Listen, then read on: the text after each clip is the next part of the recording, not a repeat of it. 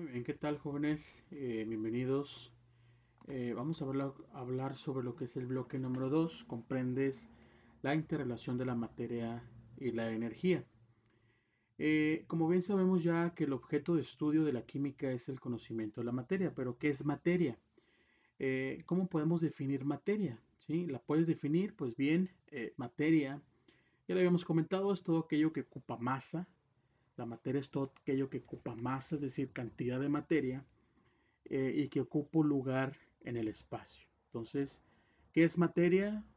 Un mesabanco, el aire es materia, nosotros somos materia, un zapato, un calcetín, la televisión, una nube es materia, el plasma de nuestra televisión es materia. ¿Por qué? Porque todo eso ocupa un lugar en el espacio. Un cuerpo no puede ocupar el mismo lugar de otro cuerpo, ¿sí? A menos que se le desplace, el otro objeto ocupa otro lugar en el otro espacio y ocupa el mismo espacio, ¿no? Entonces, esa es la definición de lo que es materia. Entonces, eh, por qué las diferencias, ¿no? ¿Por qué si todo es materia, qué diferencia la materia una de otra? Entonces, para eso, pues vamos a ver lo que son las características y cuáles van a ser lo que son las manifestaciones de la materia, ¿no? Entonces, las características de las principales de la materia son que posee masa, que ocupa espacio y que para cambiar esa materia va a requerir de energía.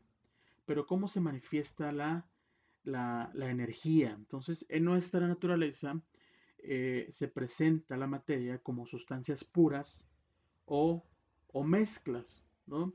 Y cómo la energía utilizada es utilizada en los cambios que sufre. Entonces, ¿cómo se va a clasificar lo que es o cómo se clasifica lo que es la materia? Esto es muy importante porque es pregunta de examen. Pero vamos a definir primero qué es la masa. Hay dos conceptos muy importantes que en esta diapositiva no se alcanza a ver muy bien porque es una imagen, pero se las explico de manera rápida, ¿no? Entonces, con frecuencia nos referimos a los objetos usando términos como materia, como masa y como peso. Entonces, hay que aclarar esas definiciones, ¿no? ¿Qué es masa? La masa se define como la cantidad de materia que tiene un cuerpo, ¿no? Masa, cantidad de materia que tiene un cuerpo. ¿Ok? Y utilizamos lo que es la balanza para determinar esa masa, ¿sí? Entonces, no es lo mismo un bebé de un año, la masa de ese bebé, a la masa de alguno de ustedes, ¿no? Es totalmente distinto, ¿sí? Entonces, todos los seres humanos tenemos masa y ocupamos un lugar en el espacio. Entonces, algunos más, ¿sí? Algunos menos. ¿Qué es el peso entonces? No es lo mismo peso que masa. El peso corresponde a la acción de la fuerza de gravedad sobre la masa de un objeto en particular, ¿sí? Esa capacidad que tiene eh, el centro de la Tierra para atraer todo hacia el centro de la Tierra. Si nosotros dejamos caer algo, ¿sí? Dejamos caer un lápiz, por ejemplo, se va a ir al suelo. ¿Por qué? Porque hay una gravedad que hace que ese cuerpo o esa materia vaya hacia el centro de la Tierra. Nosotros, nosotros somos atraídos por el centro de la Tierra, ¿no? Por la fuerza de gravedad. No andamos volando, ¿verdad? Andamos caminando, estamos sentados y eso permite que vayamos al centro de la Tierra, ¿no? Entonces, eso se le denomina peso. A veces confundimos lo que es la masa con el peso muy frecuentemente, ¿no? Sobre todo cuando decimos esta expresión, quiero bajar de peso, ¿sí? Cuando en realidad debemos decir, quiero bajar de masa, quiero bajar la cantidad de materia. Y por consiguiente, si nosotros bajamos de peso, de masa, perdón, pues obviamente el peso es distinto, ¿no? Para poder nosotros bajar o no tener peso que tenemos, o bajar de masa, más bien si bajamos de peso necesitamos ir a la luna. ¿Por qué? Porque ya no hay gravedad. Allá una persona que tiene una masa de 90 kilos y otra persona que tiene una masa de 30 kilos, por ejemplo, de 40 kilos, en el espacio, los dos van a estar flotando. ¿Por qué? Porque no hay peso, no hay esa fuerza gravitacional, no hay fuerza de gravedad. Entonces, si tú quieres pesar menos, ocupas irte a la luna. Entonces, esa es la diferencia entre lo que es la masa y lo que es el peso. Muy bien, vamos a clasificar la materia. La materia se clasifica y en nuestra vida cotidiana, todo lo que es materia, todo lo que nos rodea, las podemos encontrar como sustancias puras o como mezclas, ¿sí? Las sustancias puras a su vez se dividen o se clasifican en elementos y compuestos. Las mezclas pueden ser homogéneas o pueden ser heterogéneas. Muy bien. Sustancias puras, así de manera general, las sustancias puras se clasifican en elementos y compuestos. Los elementos, como todos los elementos que encontramos en la tabla periódica, y los compuestos químicos, pues ahora sí que es la unión entre un elemento y otro, ¿no? Vamos a ver con detalle cada una de ellas. Sustancia pura puede ser un elemento compuesto y cualquier parte de ella posee características similares, ¿no? Definidas y constantes. Podríamos decir que una sustancia es pura cuando se encuentra compuesta en su totalidad por ella, ¿sí? Por ejemplo, la sacarosa, el agua, el oro, ¿no? Es puro. Si tú tienes un litro de agua y le quitas la mitad, sigue siendo agua, ¿no? Entonces, por eso se considera una sustancia pura. ¿Cuál es la diferencia entre uno y otro, elemento y compuesto? El elemento es una sustancia pura, imposible de descomponer mediante métodos químicos, ¿no? Los elementos que encontramos en la tabla periódica, espero tengan ustedes ahorita una en la mano. Ustedes pueden encontrar el carbono, el hidrógeno, el oxígeno, ¿sí? Esta sustancia pura, que es un elemento, solamente está compuesto por un elemento, ¿no? Oxígeno, hidrógeno, cobre, etcétera, ¿sí? No pueden descomponerse mediante métodos químicos, ¿sí? No podemos separar esa sustancia, el oro, por ejemplo, no podemos separar y producir dos sustancias, no, porque solamente está compuesto por una sola sustancia, ¿sí? A diferencia del compuesto, que es una sustancia pura, posible, esta sí es posible de descomponer mediante métodos químicos, ¿no? En dos o más sustancias, por ejemplo, el agua. Tenemos ahí que el agua, dice ahí, el compuesto químico del agua es H2O. Es un compuesto. ¿Por qué se llama compuesto? Porque está compuesto por hidrógeno, dos átomos de hidrógeno y un átomo de oxígeno, H2O. Si nosotros rompemos por medio de electroforesis, ¿sí?, esas moléculas de agua, podemos obtener hidrógeno aparte y oxígeno aparte. Entonces, fíjense cómo es lo importante, ¿no? La sal de mesa. ¿Cómo se llama la sal de mesa? Fórmula de la sal de mesa, pregunta de examen, aquí está, ¿eh? La sal que utilizamos para cocinar, cloruro de sodio. ¿Por qué? Porque tiene sodio y tiene cloro, ¿sí? Sodio y cloro. Si nosotros rompemos esta molécula de cloruro de sodio, podemos separar el sodio, que es un sólido, y podemos separar el cloro, que es un gas, ¿sí? Entonces, fíjense, si mezclamos un gas, que es un gas tóxico, color verde, el cloro, y tenemos el sodio, que es un sólido, como un polvo blanco, unimos, hacemos esta mezcla entre el sodio y el cloro, se va a convertir en sal, ¿sí? Entonces, fíjense cómo hay un cambio químico, ¿no?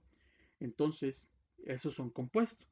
Podemos separar estos elementos, perdón, este compuesto, sí lo podemos separar y obtener distintos elementos, ¿no? Ahora sí que hay elementos. Ácido sulfúrico, H2SO4. Tiene hidrógeno, tiene azufre y tiene oxígeno. Entonces, esta es la diferencia entre elemento y compuesto que se encuentran dentro de la clasificación de las sustancias puras. Ahora la mezcla. La mezcla está constituido por dos o más sustancias puras. Cada una mantiene su identidad y propiedades específicas. Muy importante. ¿Cómo se clasifican las mezclas? En mezclas homogéneas y mezclas heterogéneas. Una mezcla homogénea está formada por dos o más sustancias puras. No se pueden distinguir las fases, esto es muy importante. La mezcla homogénea, por eso se llama homogéneo, homogéneo como de igual, homogéneo, ¿sí? No se pueden distinguir las fases que la forman, por ejemplo, un refresco, ¿no? Una Coca-Cola tiene azúcar, ¿sí? Eh, tiene agua, tiene varios ingredientes, ¿no?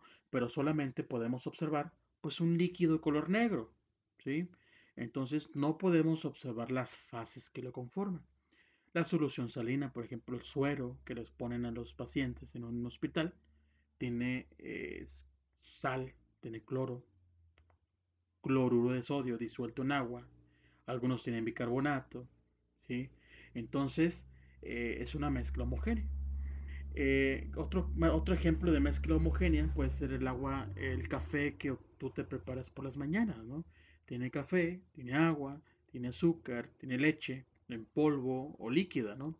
Haces la mezcla y no puedes observar las fases que lo componen, ¿no? Por lo tanto, se considera una mezcla homogénea. Una mezcla heterogénea, a diferencia de la homogénea, no es uniforme en su composición, es decir, podemos observar las fases que lo conforman, ¿no? Entonces, pueden tener dos o más fases, ¿no? O porciones que van a componer físicamente a la mezcla, ¿no? Se pueden distinguir a simple vista, por ejemplo, el agua con aceite, ¿no? Esa mezcla se puede observar, el agua simplemente no se mezcla, ¿no? Pero está dentro de lo que es una mezcla. Mezcla agua y aceite y se pueden observar las fases que lo componen. Si tú mezclas arena con agua, por ejemplo, haces la mezcla, ¿sí? Y llega un momento en que precipita toda esa arena por la fuerza de gravedad, entonces se separa, ¿no? El componente líquido y el sólido. Entonces se considera una mezcla heterogénea. Eh, una ensalada de frutas, por ejemplo, haces la mezcla de la ensalada y puedes observar que esa ensalada de frutas o de verdura, pues tienen diferentes fases que lo componen, ¿no? Entonces, ahí tenemos entonces la mezcla, los distintos tipos de mezclas. Muy bien, continuando, disculpa ahí está. Continuando con lo que es el tema, hoy en día se conocen 118 elementos. Ustedes pueden observar su tabla periódica y pueden ver que efectivamente tenemos 118 elementos. La mayoría de los elementos que encontramos en la tabla periódica la podemos encontrar de forma natural y la podemos encontrar en la naturaleza. Otros han sido obtenidos artificialmente por medio de laboratorio, ¿no? Por procedimientos especiales. ¿Cuáles elementos químicos constituyen tu cuerpo y cuáles constituyen la corteza terrestre?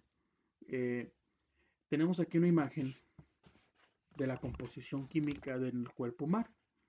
El 65% de nuestro cuerpo lo compone lo que es el oxígeno, entonces somos compuestos orgánicos, ¿no? El 18% es carbono, el 10% es hidrógeno, el 3% es nitrógeno, el 2% calcio, el 1% fósforo y el 1% otros elementos químicos. Ahora la corteza terrestre, fíjense la composición de la corteza terrestre. Muy bien, porcentaje en peso, ¿no? De cada uno de los elementos que componen a nuestra corteza terrestre. El 46% es de oxígeno, el 27% es silicio. El silicio, eh, bueno, ahí les voy a dejar una actividad sobre lo que es el silicio. Aluminio el 8%, hierro 6%, calcio 5%, sodio y magnesio con un 2.5%, potasio 2%, titanio 0.6%, hidrógeno, fósforo y manganeso con el 0.1%. Y esto corresponde pues al 100% o al 99.9%, ¿no? Del porcentaje en peso. Muy bien. Continuando aquí con lo que es, bueno, ya vimos lo que son la composición química de cada una de nuestro cuerpo y de la corteza terrestre. Vamos a pasar entonces a las propiedades de la materia, ¿no? Eh, ¿qué propiedades, ¿Qué propiedades identifican o hacen diferente a una materia de otra? ¿Sí? La materia, vemos aquí en este cuadro que es todo lo que tiene masa y ocupa un volumen. Entonces, esta materia posee propiedades. Hay dos tipos de propiedades. Comunes a toda materia son llamadas propiedades extrínsecas o propiedades generales. ¿Sí? ¿Qué propiedades tiene toda la materia? Pues tiene masa, por ejemplo. Ya vimos la definición de masa. Tiene volumen, ¿sí? ¿Qué es volumen? Pues es el espacio que ocupa un cuerpo, ¿sí? Eh, la masa y volumen es muy distinto, ¿no? Y volumen siempre nos referimos a líquidos. Siempre cuando empezamos en volumen hablamos de litros, ¿no? Pero volumen básicamente es el espacio que ocupa un cuerpo. Tenemos volumen, peso, que ya lo dijimos, la dureza, la inercia, la divisibilidad o la impenetrabilidad. Muy bien. Eh, tenemos entonces estos conceptos, ¿no? Que eso sí se lo voy a dejar como actividad. Vamos a ir viéndolas cada una de ellas. Eh, lo que es las propiedades intrínsecas o específicas de la materia pueden ser de dos tipos, pueden ser químicas o pueden ser físicas. Propiedades intrínsecas y extrínsecas, perdón, intrínsecas o específicas en cuanto a las físicas, como por ejemplo la densidad, la solidificación, el punto de ebullición, punto de fusión, la solubilidad, el estado físico, ¿sí? Fíjense el estado físico que puede ser sólido, líquido, gaseoso. La materia la podemos encontrar en esos tres estados. La conductividad puede ser una conductividad eléctrica, conductividad térmica o las propiedades organolépticas, ¿sí? Órganos de los sentidos, como el sabor, el olor, el color o la textura. ¿Sí? Y las químicas que pueden ser como la oxidación, la combustión, la fermentación, la putrefacción, entre otras, ¿no? Entonces, ¿cuál es la diferencia entonces en que las propiedades físicas y las propiedades químicas? Las físicas, como su nombre lo dice, eh, ese tipo de propiedades se pueden observar o se pueden medir sin cambiar la composición de las sustancias, ¿no? Las propiedades químicas cambian totalmente la composición de la sustancia, ¿no? Entonces, la oxidación, por ejemplo, el hierro pues ya no es el mismo hierro porque hay un cambio químico por medio de la oxidación, ¿sí? Cuando le cae agua o simplemente con la reacción del oxígeno, ¿no? Eh, la diferencia entre las propiedades extensivas o extrínsecas o generales, a diferencia de las propiedades intrínsecas, es que las propiedades extrínsecas dependen, muy importante esto, las propiedades generales dependen de la cantidad de masa presente, ¿sí? Entonces la masa, por ejemplo, tenemos una materia que tiene una masa de 80 kilos y tú lo partes a la mitad, va a cambiar totalmente la masa. Si lo partes a la mitad, si es exactamente, pues va las dos mitades, pues va a disminuir la cantidad de masa, ¿no? A 40 y 40, ¿no? O puede ser desproporcional, ¿no? El volumen, ¿sí? El peso es totalmente distinto. Las propiedades intensivas o específicas tienen un valor específico, ¿sí? Tienen un valor específico, lo que son las propiedades intensivas. Entonces, no dependen, a diferencia de las extrínsecas, no dependen de la cantidad de sustancia presente, ¿sí? Entonces, la elasticidad, por ejemplo, no depende de la cantidad de sustancia, ¿no? Si tú tienes una liga que tiene una longitud de 50 centímetros y tú le cortas un cachito, pues va a seguir siendo elástico, ¿no? Va a tener esa misma elasticidad. Entonces no depende, ¿no? Eh, el estado sólido de una sustancia, por ejemplo, ¿no? Un pedazo de hielo.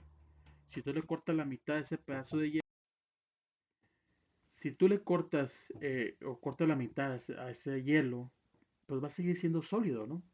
Entonces, no cambia, ¿no? La materia o las propiedades organolépticas, por ejemplo.